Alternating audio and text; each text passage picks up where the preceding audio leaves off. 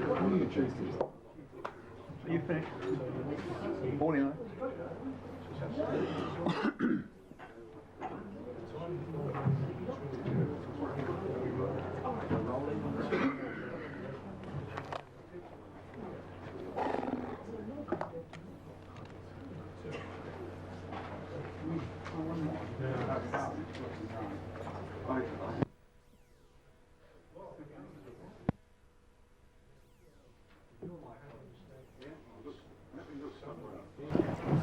Welcome back, people. The next 2 hours possibly going to be the highlight of this weekend. Do you agree? Yes, thank you. My function here is just to introduce our guest. Now, it's not the usual sort of introduction where I say a few words and say what a great bloke he is and go and sit down. I'm actually got something to do here. George Michael Evicker is going to talk about the rifle, the Mannlicher Carcano rifle, and then on to other matters. Now, you all know, I'm sure, about the Mannlicher Carcano rifle, which Lee Harvey Oswald is alleged to have brought to work in Buell Wesley Fraser's car on the morning of the 22nd of November 1963. It was it was allegedly in a brown paper bag or brown paper sack. Lots and lots of problems connected with this. We have Commission Exhibit 1308, which purports to show the paper sack in place as found on the 6th floor in the sniper's nest. The problem is that photograph does not show a paper sack. It's got a dotted line that some lunatic has drawn in, where the paper sack would be if it existed. I maintain it never existed.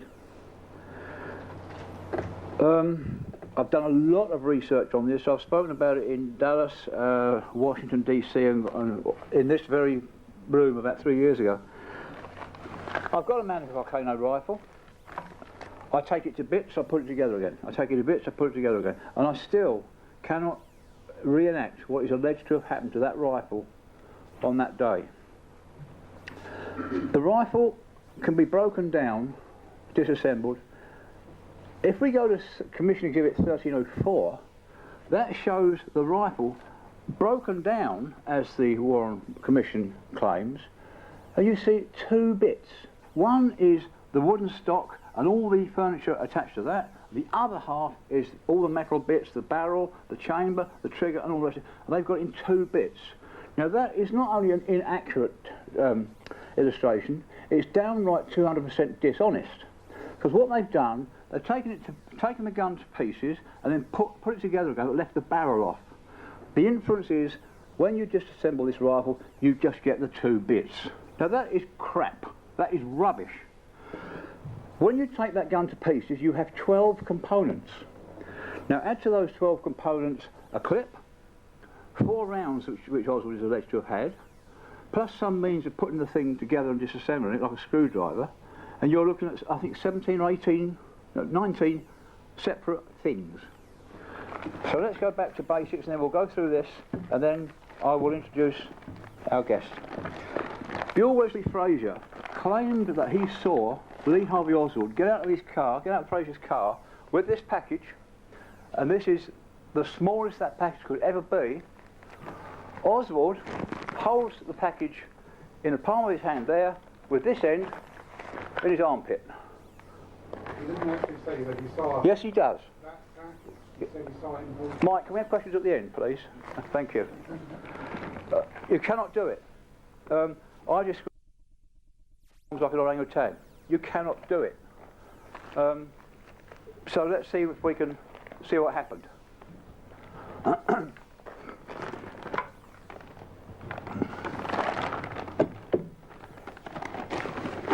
These are the bits. That is the principal metal component. Barrel, the scope, which remains fixed to that all the time, the bolt, the trigger, and the chamber and all the rest of it. That is all the metal components. The other part I have here is the stock. Now the stock is, when you take this rifle to pieces, the stock is the longest piece. You cannot make it smaller than this. It's 34.8 inches long, as you see against the bag there. It gives you enough just to flap over. That is the shortest that rifle can ever be. So the bag cannot be shorter than that. Fraser said it was 27 inches long, that's about 27 inches long. So it's impossible. Okay, now we've got these two bits, 1, 2, but on top of that, what the Warren Commission does not tell us, we also have all these bits. And the Warren Commission also did not tell us that Lee Harvey Oswald was a Spurs fan. And he used... That's not true, that. But, what have we in this bag? Let's get all these bits out. Okay. If you look in the back of your little orange book, you'll see a picture of all these bits. Trigger guard. That's called a top stock. It goes on there.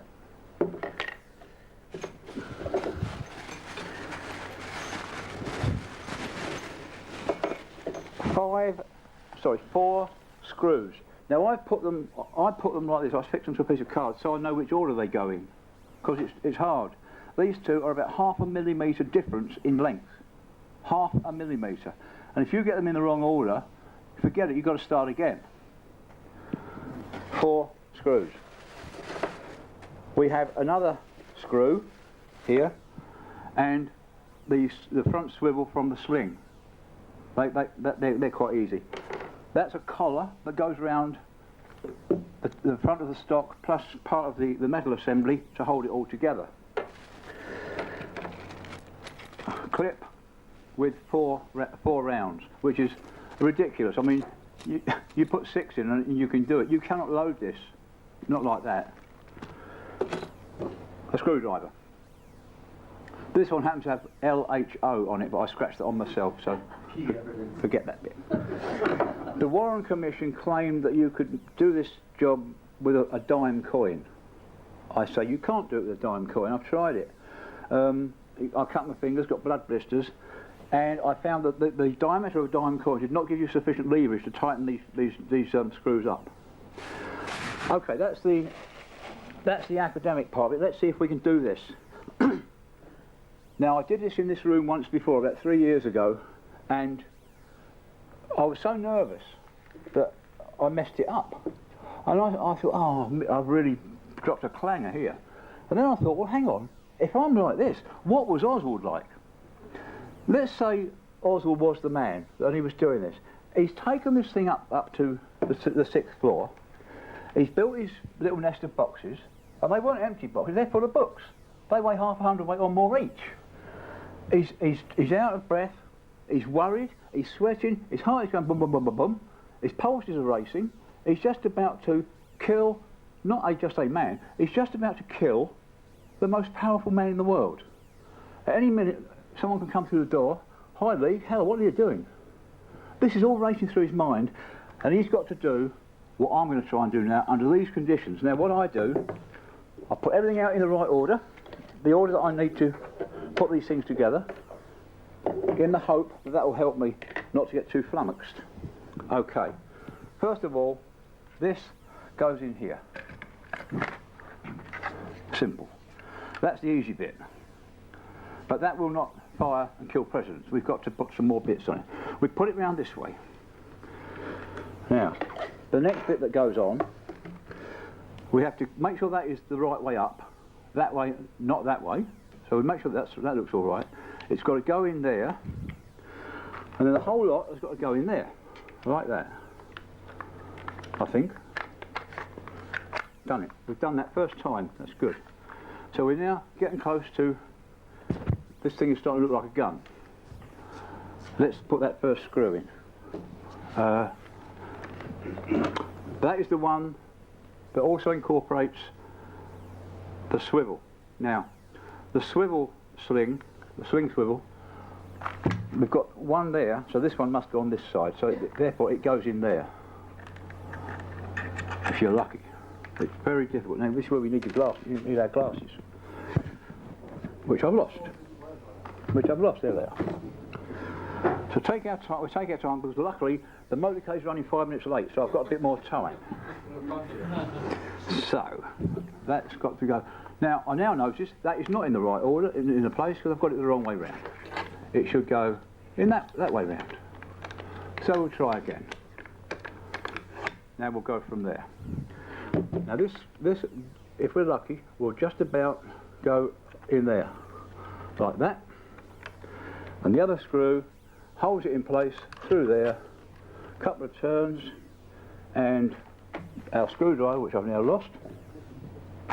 Where's the thing?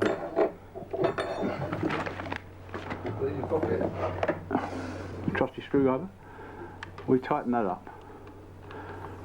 Now we've got this right because it's turning, I think. Okay, that's that done in the right place. Now I'm going to put this trigger guard assembly on next. That goes through there, that goes in there. It just sits in place, and it will be held in place by 2 screws, one there and one there. Now we've got to make sure we get the right ones in the right places. Now I think the shorter one goes in the front, in there. If it doesn't, then we've messed it up again. I think I might have had that wrong, but let's try the other one at the back. That looks right, let's try that.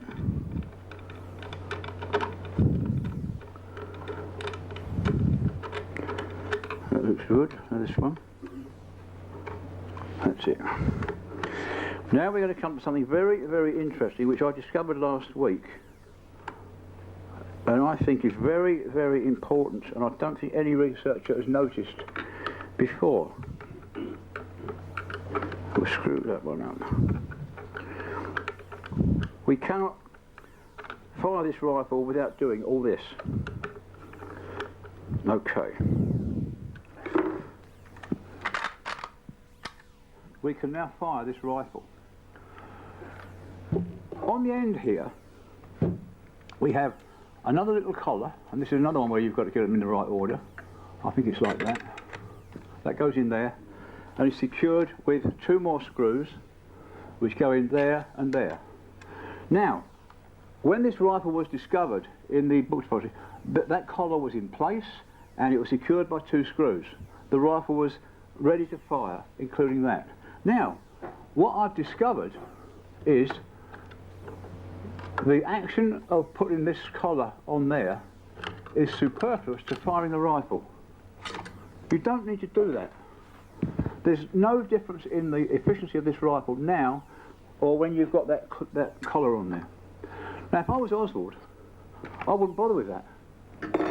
You're wasting more time, it's more difficult. The thing still fires perfectly accurately without that collar being attached. Now, I've never read this or heard this anywhere from anybody, from Craig Roberts or any of the other acknowledged Mannlicher Carcano experts. I don't think if I've stumbled on something new. Maybe I have.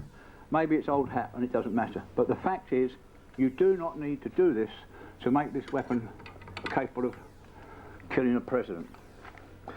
Now, I will carry on and try and get these in the right place. I think that one goes in there, and I think the other one goes in front. Now, as I say, the difference in length of these 2 things is 0.5 millimetre. But if you get them wrong, you can't do it. So we will do it. I think we've got it right. That's that one. And then we do this one. And then we'll be ready for you guys to come up here one at a time and hold this rifle, and I'll take photographs of you and charge you $5 a time. Okay. That rifle is now ready to fire. The scope on the Oswald rifle is alleged to have been misaligned, which I think is nonsense. There was a story that it was set for a left-handed shooter. That's rubbish. That's nonsense. It's possibly aligned for a left-eyed shooter, which I am, but it's offset from the centre because it has to be, otherwise you can't get the clip in. It's just slightly offline from the centre. But that is the rifle as it was found, but it did have a sling on it. The Oswald rifle, or whatever we want to call it. Now, among the things I found when I was doing this, taking this to bits and putting it together again, that as far as I know have never been acknowledged or mentioned by any of the other people who've written about this. When you have the stock and this big metal bit, and the gun is disassembled, and you put it in the bag, those two pieces rub together, the result of which this stock becomes incredibly scratched in that area there. You cannot prevent this. You've got things like the trigger, these bits, all these lumpy bits, jagged bits, scratching against that. When the gun was found, there was nothing found to indicate that there'd been a spurs bag or any other sort of bag to put these bits in. You need it. You're talking about 12 components, including 5 small screws and various other small pieces. When the Warren Commission blandly says he took a disassembled rifle to work, it was disassembled into 12 bits. It wasn't just 2 bits. You've then got the problem of a clip, which has been a source of endless problems from that day to this. This is a Mannlicher Carcano clip with 4 Mannlicher Carcano 6.5 bullets. This rifle, by the way, is deactivated. It's incapable of being fired.